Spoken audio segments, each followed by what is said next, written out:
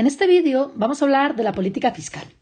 La política fiscal está formada por todas las decisiones del Gobierno en materia de ingresos públicos y gastos públicos. Es decir, cómo el Gobierno va a gestionar los recursos públicos.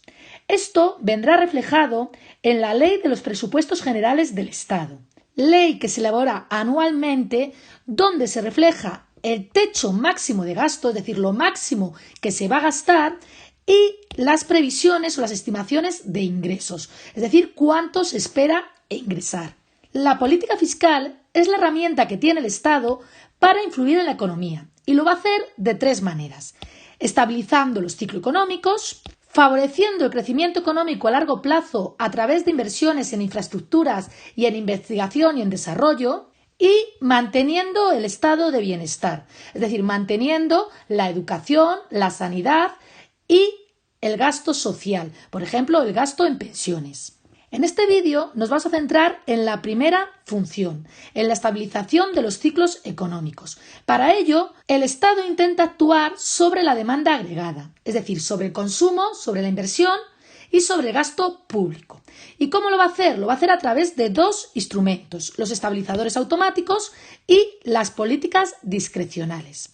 Los estabilizadores automáticos, como el propio nombre indica, actúan de forma automática y actúan como un freno en la marcha de la economía. Por ejemplo, si estamos en crecimiento, el PIB está aumentando y, por lo tanto, aumentan también los impuestos y las cotizaciones sociales. Porque como aumenta el trabajo, pues la gente va a trabajar más y, por lo tanto, va a haber más impuestos de la renta. Como la gente tiene trabajo y tiene renta, va a consumir más y, por lo tanto, aumenta el impuesto sobre el valor añadido. Y si las empresas ganan más dinero, aumentará el impuesto de sociedades. Y además, como hay más gente trabajando, también aumentarán las cotizaciones sociales. Y por otro lado, van a disminuir las transferencias públicas. Por ejemplo, el subsidio del desempleo. ¿Por qué? Porque va a haber menos gente parada y entonces hay menos gente que va a necesitar este subsidio. Es en esta fase en la que el Estado puede conseguir superávit, y ese superávit lo tiene que utilizar o bien para invertir en infraestructuras o bien para poder hacer frente a épocas de recesión. Además, como aumentan los impuestos, esa parte se quita de la renta personal disponible y, por lo tanto, va a frenar un poco el consumo y va a frenar un poco la inversión, haciendo de estabilizador automático, de freno automático. Por otro lado, si la economía está en recesión, tenemos que la economía decrece, es decir, que el PIB está cayendo y, por lo tanto, van a disminuir los impuestos y las cotizaciones sociales.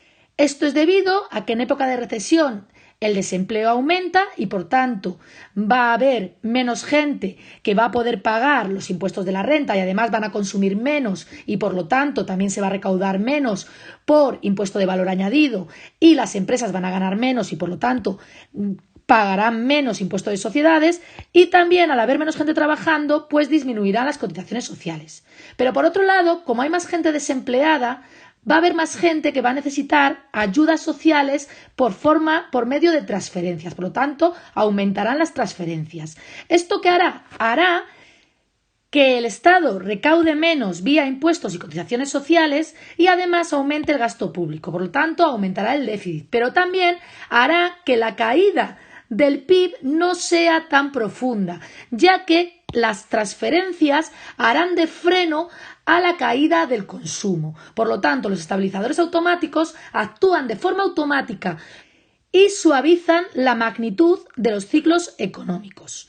Por otro lado, tenemos las políticas discrecionales, que son políticas intencionales por parte del Gobierno, es decir, no actúan de forma automática, sino que el Gobierno tiene que tomar decisiones para implementar este tipo de políticas. Podemos distinguir dos tipos de políticas discrecionales.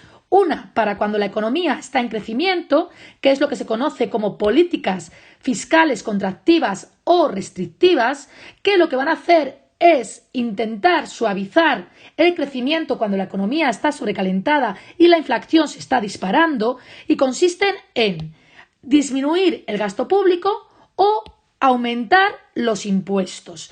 Con ello, lo que se consigue es o bien que disminuya el gasto público, o bien que disminuya el consumo, o bien que disminuya la inversión, ya que al aumentar los impuestos se está quitando dinero a la renta disponible y al aumentar los impuestos, por ejemplo, las empresas, pues disminuiría el dinero que tienen disponible las empresas para invertir. Por lo tanto, estos tres son los componentes del PIB. Al disminuir, disminuirá el PIB. Y con ello, si disminuye el PIB, va a haber empresas que no van a necesitar tantos trabajadores, disminuye el empleo, pero también se frena la subida de los precios. Por otro lado, si la economía está en recesión, se van a tomar políticas fiscales expansivas. Es decir, que lo que pretenden es estimular la demanda agregada. ¿Cómo se va a llevar a cabo? Pues se va a llevar a cabo a través de aumento del gasto público y disminución de impuestos. Al aumentar el gasto público y al disminuir los impuestos, las personas y las empresas tienen más renta disponible, por lo tanto aumentará el consumo y aumentará la inversión.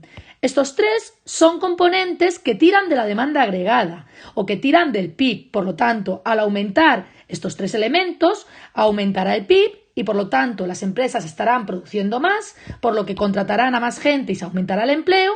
Pero si la economía sigue acelerándose y estas medidas se toman tarde, pueden provocar subidas de precios e inflación. Con esto hemos llegado al final de este vídeo. Vamos a ver una imagen que resume el tema. Por un lado, hemos visto lo que es la política fiscal y cómo el Estado influye en la economía y además entre las funciones está la estabilización de los ciclos económicos, que lo puede hacer a través de los estabilizadores automáticos o a través de las políticas discrecionales.